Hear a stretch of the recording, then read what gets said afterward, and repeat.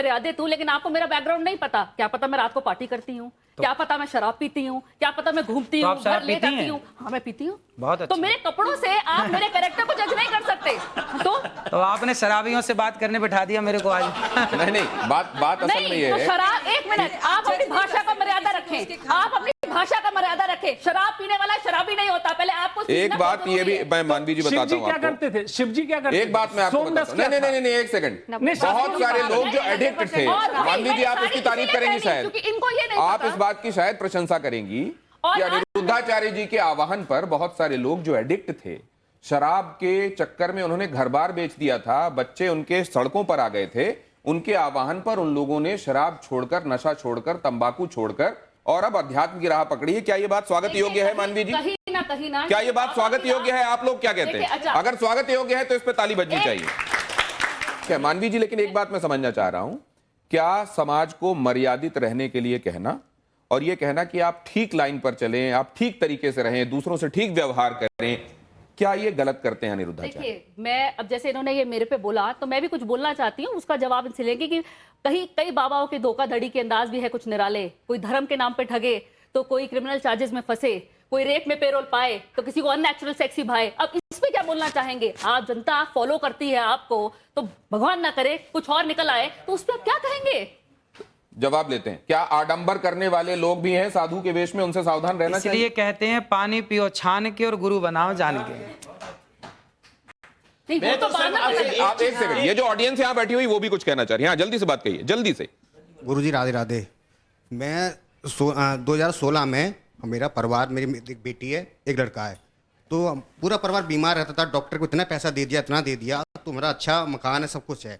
तो मैंने एक गाय का बछड़ा गाय रखी। गाय रखने से अभी तक मैंने 1 रुपया नहीं दिया डॉक्टरों को। 1 रुपया दिया। अभी भी मेरी मिसेज, अभी तक उन्होंने कभी भी चेहरे पे क्रीम नहीं लगाई, कभी भी क्रीम नहीं लगाई। दूसरी बात, जो कहना क्या चाह रहे हैं? मैं कहना चाहता हूँ, जो भी आप गोबर बताया, गाय का गोबर है ना, उसके उपला बना के छत पे करते हैं। जितने मोहल्ले वाले आते हैं, तो जैसे पूजा होती है तो हमारे घर से लेके जाते हैं, तो अच्छा लगता है मोहल्ले वाले। अभी तक कोई बीमारी नहीं, कुछ नहीं। बहुत अच्छी बात है। ये प्रमाण है, आप प्रमाण मांग रहे हैं। ये देखिए, आपके भक्त हैं और आपकी बातों को मानते हैं। ये भी तो सुनते। बीमारी क्या थी आपके घर में?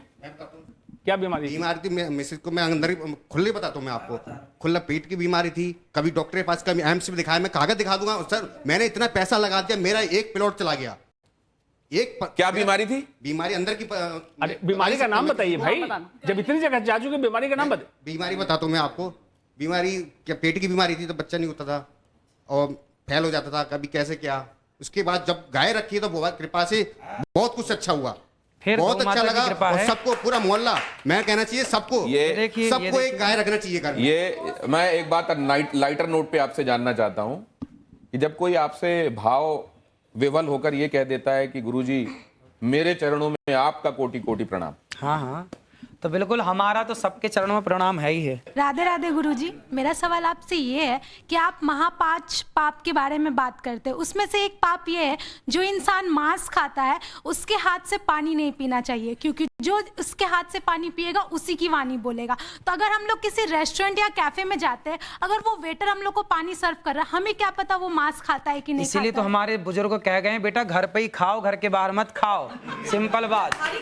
अच्छा, एक नहीं तो ये जो बातें हैं वो शास्त्र सम्मत हैं, इसलिए मानना चाहिए, या व्यवहारिक भी हैं इसलिए हम उनको लागू कर सकते हैं? आहार शुद्धौ सत्य शुद्धौ लिखा है। तो खेती भी घर पे कर लेनी चाहिए, सब्जी घर पे ही तो होती है खेती बेटा। संभव नहीं आज के परिवेश बेटा, घर पे ही तो होती है ना खेती। देखो, लाखों लोगों की शराब छूट गई मेरे कहने से।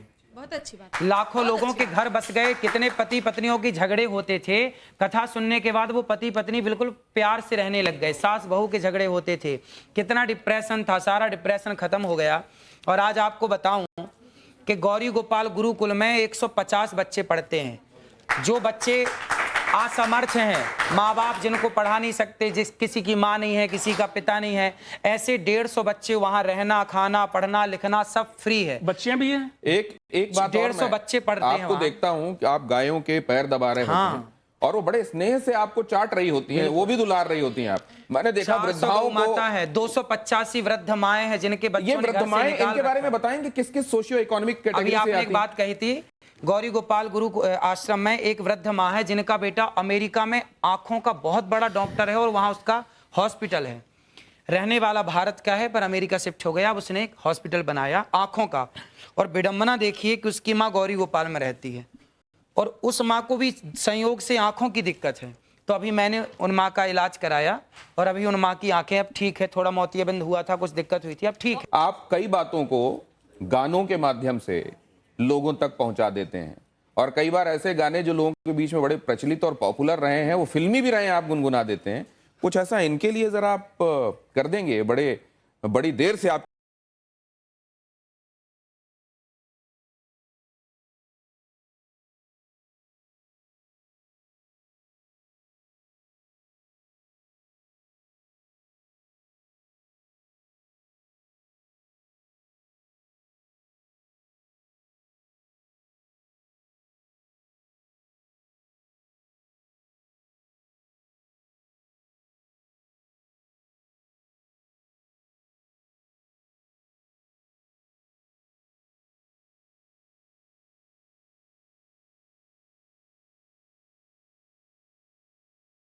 ने सांवरे के लिए लिखा हुआ भजन, वो जो देशज में लिखा हुआ है, वो सुनाया। कोई फिल्मी सुना दीजिए, आप फिल्मी भी सुनाते हैं बहुत। कसमें वादे प्यार वफा सब बातें हैं बातों का क्या। कसमें वादे प्यार वफा सब बातें हैं बातों का क्या। कोई किसी का नहीं है, झूठे नाते हैं, वहां नहीं गए आप?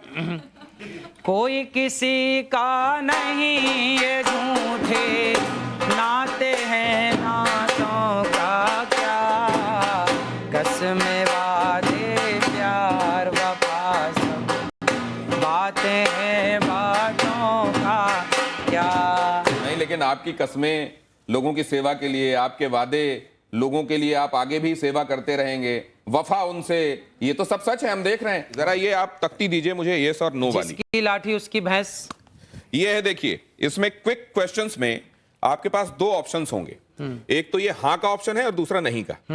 आपको जो सही लगे वो उठा दीजिएगा। ये इसी में दोनों हैं। हाँ, आप हिंदी वाला चाहे हिंदी वाला, अंग्रेजी वाला चाहे अंग्रेजी, आपको ये सुविधा है। अब पहला सवाल मैं आपसे कर रहा हूं, इसमें आपको जो सही लगे हाँ या ना वो उठा दीजिएगा। आप दोनों एक ही कर लें तो ज्यादा अच्छा रहेगा।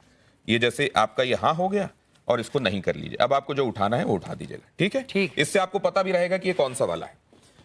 अखिलेश यादव का कहना है कि मठाधीश और माफिया एक हैं। योगी आदित्यनाथ का कहना है कि बटेंगे तो कटेंगे। क्या ये सही है? बिल्कुल सही है। राहुल गांधी का कहना है कि भारत में कौशल की कमी नहीं है, बल्कि कौशल रखने वालों का यहां सम्मान नहीं होता।